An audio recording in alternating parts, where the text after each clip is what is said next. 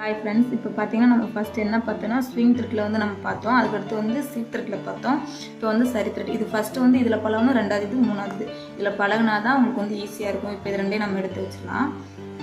இப்போ வந்து நம்ம வந்து சரி த்ரெட்டில் பார்ப்போம். நான் ஆல்ரெடி முடிச்சு போட்டு வச்சுருக்கேன். நல்லா கொஞ்சம் பெருசாகவே முடிச்சு போட்டு வச்சுக்கோங்க. இது எப்பயும் போல தான். இப்போ இந்த 2 விரல் இருக்குது பார்த்தீங்களா, இதுக்கு இடையில வச்சு இந்த ஆள்காட்டி விரலில் சுற்றி கீழே கொண்டு வரும். சரிங்களா? நல்லா பார்த்துக்கோங்க.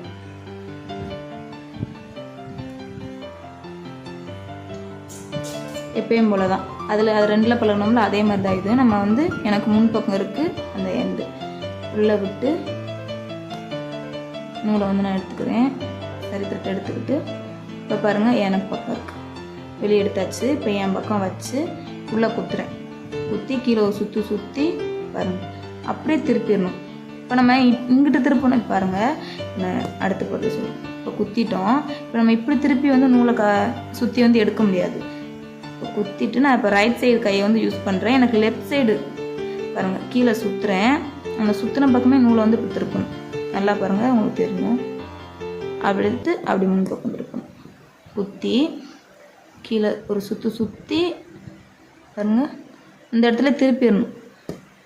குத்தி கீழே ஒரு சுற்றி இப்போ வந்து மேலே வந்து இப்படி சுற்றி அப்படி எடுத்தால் நூல் வந்து இதாகும். நீங்கள் கிட்ட வச்சே எடுத்திங்கன்னா தான் நல்லாயிருக்கும். பாருங்கள், சுற்றி இப்படியே வந்து ஃபஸ்ட் இதையுமே பெருசாகவே போட்டு பழகுங்க. கீழே குத்தி கீழே ஒரு சுற்றி திருப்பணும். திருப்பி இந்த இடத்துல வச்சு அப்படியே திருப்பி தான் நம்ம இழுக்கணும். அங்கே வச்சே இழுக்கக்கூடாது, மேலே தூக்கி இழுக்கக்கூடாது. கீழே குத்துறீங்க, கீழே சுற்றி பாருங்கள் கொண்டு வந்து இழுக்கணும். இதை நல்லா போட்டு ஃபஸ்ட்டு பழகுங்க. நல்லா பெருசாக போட்டு பழகுங்க. அதுக்கடுத்து நம்ம வந்து போட ஆட்டோமேட்டிக்காக நம்ம போட அப்படியே வந்து இப்படி நம்ம டக்குன்னு சின்னதாக போட நமக்கு வந்து பழகிடும். அப்படியே பெருசாக போடுங்க. இது போட்டு முடிச்சு 3ஐயும் பழகிட்டு தான் நம்ம வந்து லாக் போடுறதுக்கு வந்து எப்படின்னு கற்றுக்கணும். பாருங்கள், போட்டாச்சு.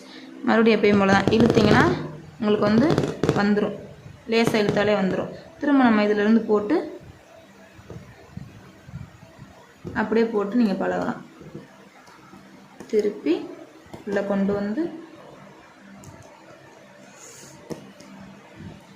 மறுபடியும் வந்துடும். இப்படியே போட்டு உங்களுக்கு எவ்வளோ தூரத்துக்கு எத்தனை டைம் வந்து போட்டு பார்க்க உங்களுக்கு வருதோ அது வரைக்கும் போட்டு பார்த்து நல்லா பழகுங்க. இதில் பழகினதுக்கப்புறம் வந்து நம்ம இதில் எப்படி லாக் போடலாம் அப்படி சொல்லி பார்ப்போம். லாக் இதில் போட்டு நீங்கள் பழகிட்டிங்கன்னா இப்போ எடுத்துக்கலாம். லாக் வந்து நீங்கள் இதில் போட்டு பழகிட்டிங்கன்னா உங்களுக்கு ரொம்ப ஈஸியாக இருக்கும். அந்த நூல்லலாம் போடுறதுக்கு வந்து உங்களுக்கு ரொம்ப ஈஸியாக இருக்கும். போட்டு பழகுங்க. Thank you friends.